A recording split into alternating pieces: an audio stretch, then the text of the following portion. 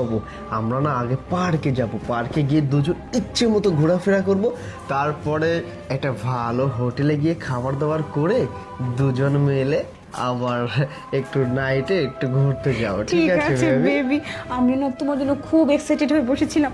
আমি তো মানে ও দিন যাচ্ছিল না, সময় যাচ্ছিল না, তুমি কখন আসবে। যাক তুমি আসছো, এখন আর সময় নষ্ট করবো না, চলো দ্রুত আমরা বেরিয়ে পড়ি। আমার স্বামীটা তো বাইরে গেছে, মিশনে গেছে, বুঝো না। আমি বলি শোনো, আরে ও তো গেছে বোকা লোক, আমরা একটু পরেই বের হয়ে আসছি, রুমের মধ্যে একটু দুজনে একটু গল্প করি, সময় কাটাই, তারপরে বের হবো। না না, আমরা রুমের মধ্যে থেকে সময় নষ্ট করবো না, আমরা বাইরে গিয়ে অনেক ঘুরবো, অনেক খাওয়া দাওয়া করবো। ওকে বেবি, ঠিক আছে, আজকে আমার চলো। সব মনে আসে পূর্ণ করতে হবে। ঠিক আছে, ঠিক আছে, ঠিক আছে, চলো বেবি।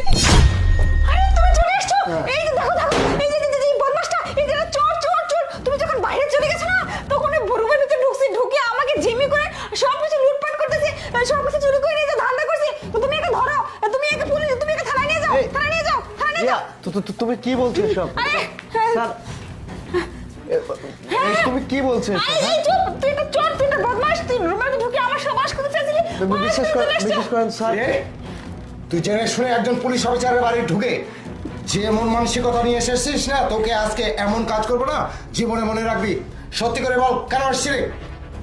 স্যার আপনার ওয়াইফের সাথে আমার সম্পর্ক আছে। না না বেবি, বিশ্বাস করো, ও সব মিথ্যে কথা বলতেছে। ও একটা চোর, একটা বদমাশ, ও লুট করার জন্য আমার রুমের ভিতরে ঢুকছে। এই চুপ! স্যার এই চুপ! কি আমার সঙ্গে নাটক হচ্ছে?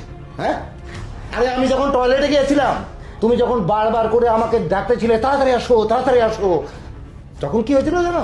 তোমার এই যে বয়ফ্রেন্ডটা ফোন দিয়েছিল, আমি তখন দেখি টয়লেটের প্রমোটের মধ্যে ফোন রাখা। মানে এত বুদ্ধি হয়েছে তোমার, টয়লেটের মধ্যে রেখে দিয়েছো, ওইখানে গিয়ে এই বয়ফ্রেন্ডের সঙ্গে কথা বলো। তারপরে আমি ফোন যখন রিসিভ করি, তখন যে কণ্ঠটা আমি শুনতে পেয়েছি আর যে ভাষা আমি শুনতে পেয়েছি না, এই যে এই ছেলেটারই কণ্ঠ, আলবাত এই ছেলের কণ্ঠ। শোনো, অনেক নাটক করেছো,